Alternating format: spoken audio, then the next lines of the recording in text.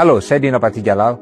Dalam menangani bencana banjir bandang dan longsor di 3 provinsi di Sumatera, sebenarnya banyak pelajaran yang bisa dipetik dari pengalaman kita menangani bencana tsunami di tahun 2004. Saya kebetulan berada di samping Presiden SBY pada waktu itu, jadi bisa sharing beberapa hal. Ada 9 poin yang saya ingin sampaikan. Pertama, dalam krisis luar biasa seperti ini, yang paling penting adalah faktor leadership. Kenapa? Karena rakyat banyak yang putus asa, pejabat daerah kewalahan, petugas dan aparat banyak yang bingung, dan akan banyak juga instansi yang kerjanya simpang siur. Mereka semua hanya akan turut dan nurut pada satu otoritas tertinggi, yaitu Presiden. Sewaktu tsunami tahun 2004, Presiden SBY terjun langsung di lapangan dan terus kembali ke lokasi. Dalam suasana yang penuh kesengsaraan ini, rakyat ingin melihat pemimpinnya berada di tengah mereka. Sewaktu gempa di Jogja tahun 2006, Presiden SBY juga sempat berkantor berhari-hari di Jogja dan memimpin langsung operasi, dan ini terbukti sangat efektif dalam penanganan bencana. 2, jangan terlalu mengandalkan estimasi jumlah korban dan kerusakan dari laporan awal. Di hari pertama tsunami dulu, laporan awal kematian hanya 50. Dan nampaknya angka awal ini hanya dibuat secara acak sebagai laporan formalitas saja tanpa adanya kemampuan untuk verifikasi.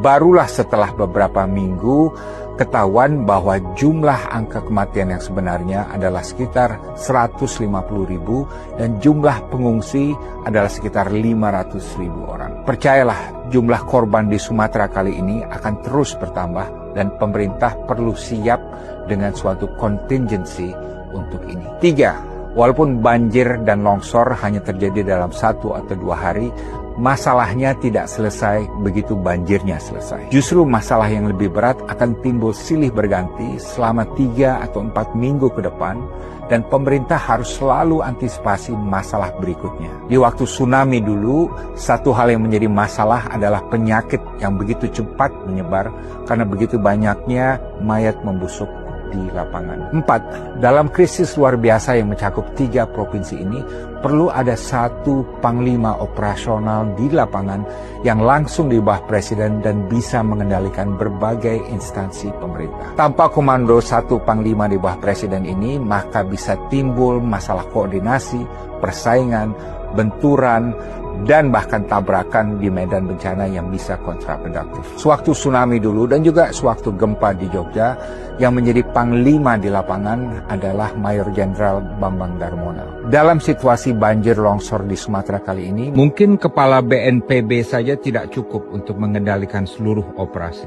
Mungkin perlu ada yang lebih tinggi. 5, jadikan bencana banjir bandang dan longsor di Sumatera ini sebagai bencana nasional. Harus ada perhatian total dari pemerintah untuk penanganan bencana dalam 1 atau 2 bulan ke depan. Jadikan juga ini momen bagi bangsa kita untuk bersatu dalam duka dan dalam aksi solidaritas. Sewaktu tsunami tahun 2004, dapat dikatakan bahwa semua unsur pemerintah, politisi di DPR, dan rakyat di seluruh provinsi bersatu. Ini juga momen gotong royong yang baik, di mana donasi dana solidaritas dari masyarakat bisa langsung membantu korban dan bahkan bisa lebih besar perannya dari yang diberikan oleh pemerintah. Menteri dan politisi juga harus peka dalam bersikap dan menghindari hal-hal yang kontroversial yang bisa memancing amarah rakyat, terutama korban. 6, perlu ada komunikasi publik yang resmi dari pemerintah yang dilakukan setiap hari, sebaiknya pagi hari atau sore hari. Komunikasi harian ini sebaiknya tidak dilakukan dari Jakarta,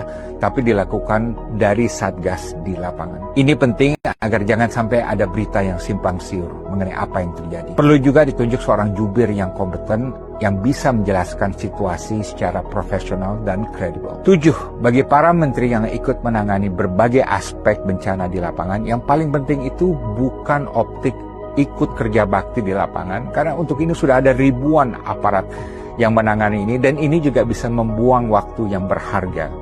Yang paling penting, para menteri ini harus terus melakukan rapat harian, dan kalau bisa 2 kali, di pagi hari dan di malam hari, untuk berkoordinasi, dan mereka juga harus sesering mungkin berada di lapangan sampai situasi terkendali. 8, jangan terburu-buru mengakhiri operasi tanggap darurat. Dalam penanganan tsunami dulu, status tanggap darurat pernah diperpanjang beberapa kali karena situasinya menuntut hal tersebut. Dalam kasus banjir dan longsor di Sumatera kali ini, perlu ditetapkan kriteria yang jelas untuk mengakhiri kondisi tanggap darurat yang sekarang berlaku dan bisa masuk ke masa rehabilitasi. 9. Sewaktu tsunami dulu, bantuan internasional datang secara masif dan instan. Namun untuk bencana banjir longsor di Sumatera kali ini, nampaknya tidak akan banyak bantuan internasional untuk rehabilitasi. Dan ini akan menimbulkan kebutuhan dana yang signifikan untuk rehabilitasi di 3 provinsi. APBN tahun depan perlu dikaji ulang dan disesuaikan. Saya berpandangan dari anggaran pertahanan tahun depan yang direncanakan naik menjadi 335 triliun, sebaiknya ada yang disisihkan untuk membantu rehabilitasi. Saya yakin para patriot di TNI dan di Kementerian Pertahanan tidak akan keberatan selama ini dilakukan untuk membantu rakyat kita yang sedang kesulitan. Demikian pandangan saya Dino Patijalal, semoga bermanfaat.